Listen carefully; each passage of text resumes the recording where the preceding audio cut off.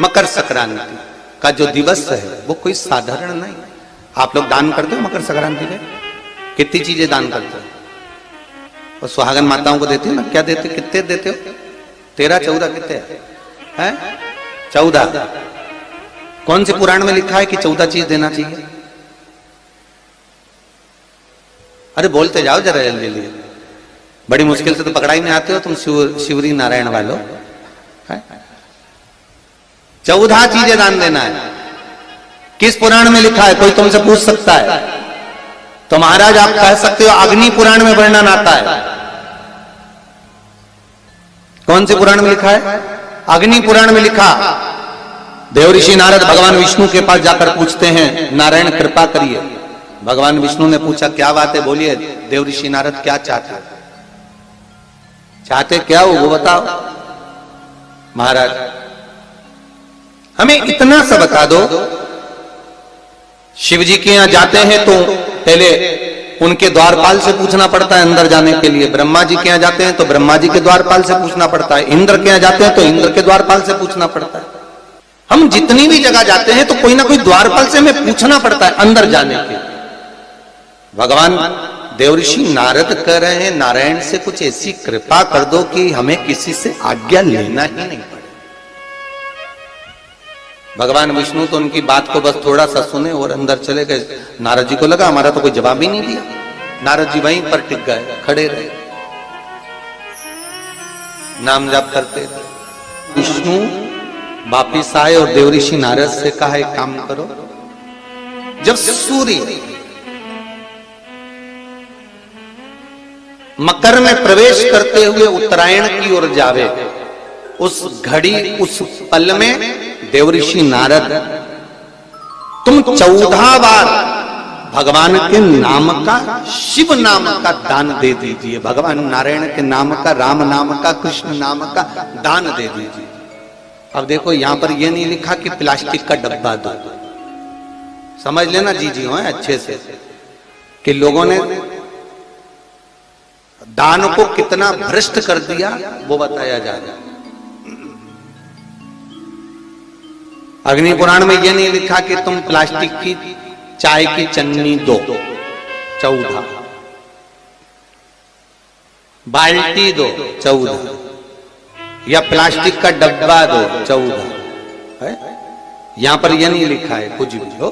यहां क्या लिखा अग्नि पुराण में कि मकर संक्रांति के दिन जब सूर्य उत्तरायण भाव में प्रवेश करे, मकर में जावे, उस समय पर देवऋषि नारद तुम्हारे मुख से अगर 14 बार भगवान के नाम का दान 14 जीवों को दे आओगे तो किसी भी देवता के पास जाओगे तुम्हें परमिशन की जरूरत नहीं पड़ेगी, तुम डायरेक्ट प्रवेश कर जाओगे। डायरेक्ट।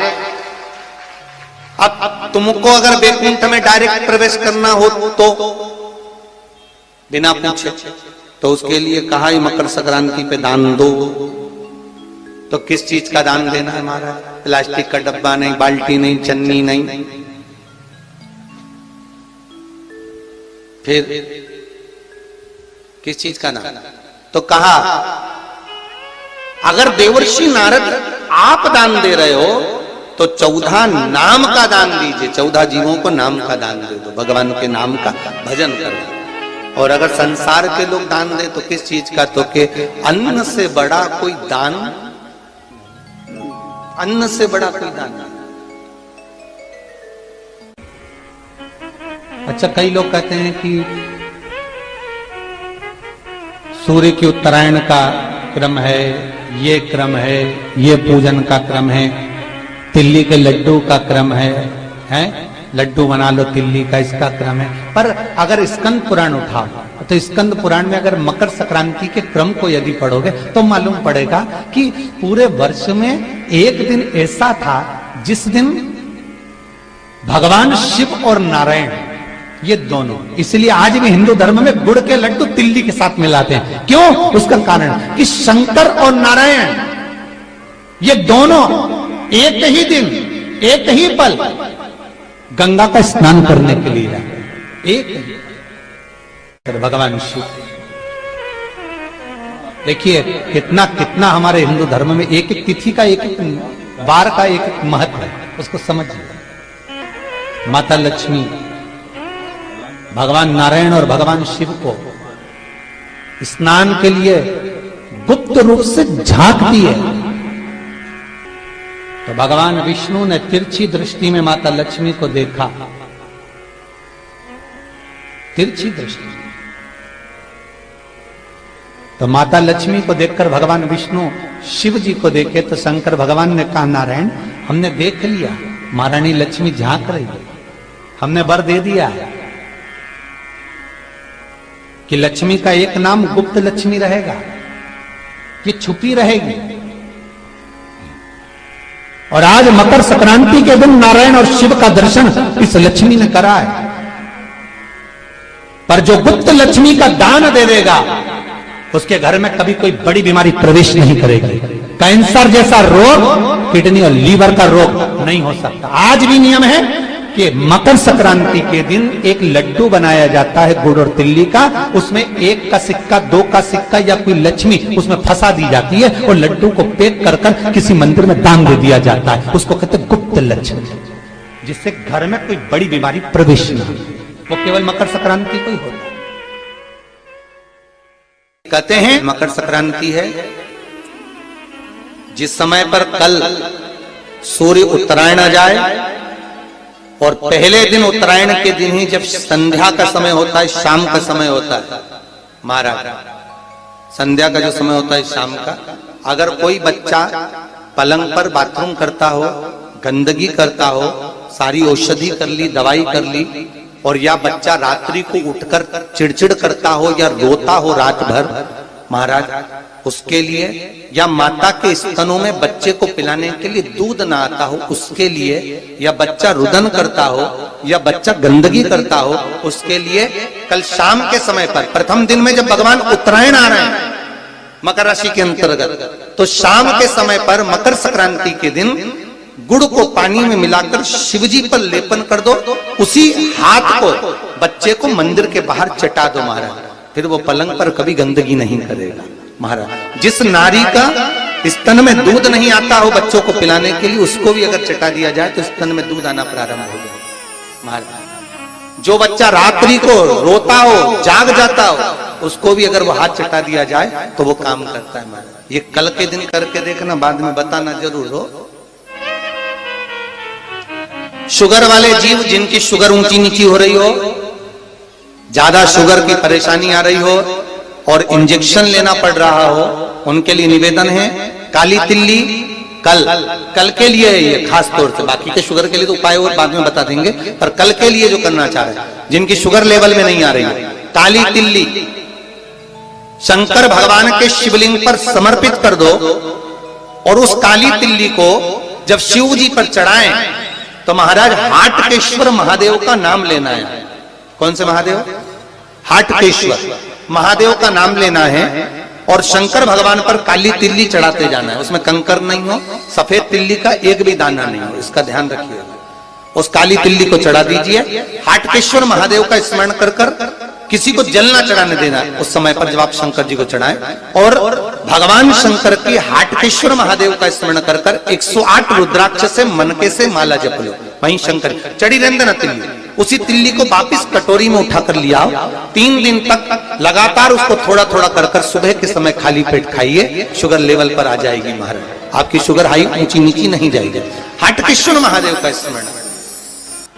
किसी व्यक्ति ने मालूम पड़े कोई भूमि पर कब्जा कर लिया और नहीं छोड़ रहे, तो उसके लिए भी कल का दिन बड़ा महत्वपूर्ण है महाराज। उसके लिए भी कल का दिवस बड़ा महत्वपूर्ण है महाराज।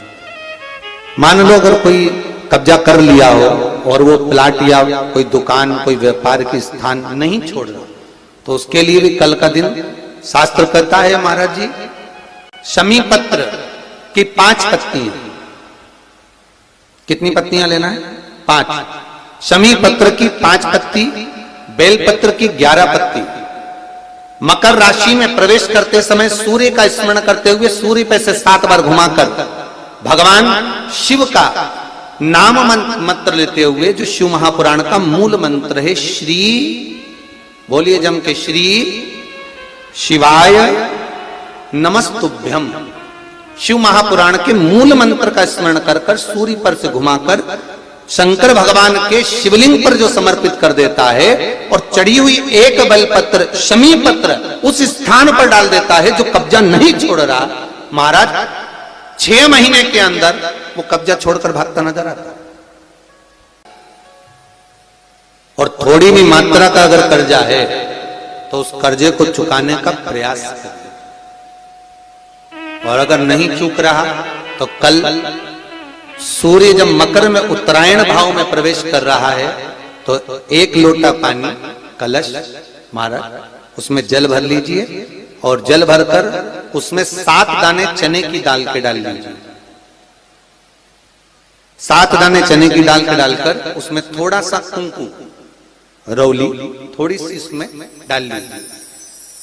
3 शमी पत्र 1 बेल पत्र उस जल के अंदर डाल लीजिए महाराज, और डालकर सूर्य नारायण भगवान को दर्शन करते समय जल छोड़ते समय उत्तर की ओर, आपके घर से जब उत्तर का जो भाग हो उस ओर जल का भाग थोड़ा सा छोड़े, आखिरी का बचा हुआ जो जल और बेलपत्र और शमी पत्र है एक साथ जब पूणे तो जितना अपने मन में भाव हो कि हमारा इतना कर्जा है बाबा वो चूक जाए, या कोई पैसे नहीं दे रहा है उसका भी स्मरण कर सकते हैं कि हमारा इतना रुपया लेना है, और वो जल शमी पत्र बेलपत्र उसी समय पर नीचे डाल देना, उसका छींटा थोड़ा सा अपने ऊपर लेकर प्रवेश कर महाराज। ज्यादा से ज्यादा 5 महीने 6 महीने कहीं ना कहीं बाबा इसी कृपा कर देता है, कोई सहयोग कोई धन कोई संपदा कोई व्यापार ऐसा बना देता है कि पैसा हाथ में आता है और कर्जा चूक जाता है। ये बाबा ही, और एक बात का याद रखना, हमें किसी से लेकर नहीं देना कर्जा, भगवान से ये निवेदन करना है हमको कि बाबा हमको ऐसा व्यापार दे ऐसा धन हमारा खुद का दे जिससे हम अपने पैसे से कर्जा चुका। श्री शिवाय नमस्तुभ्यम्।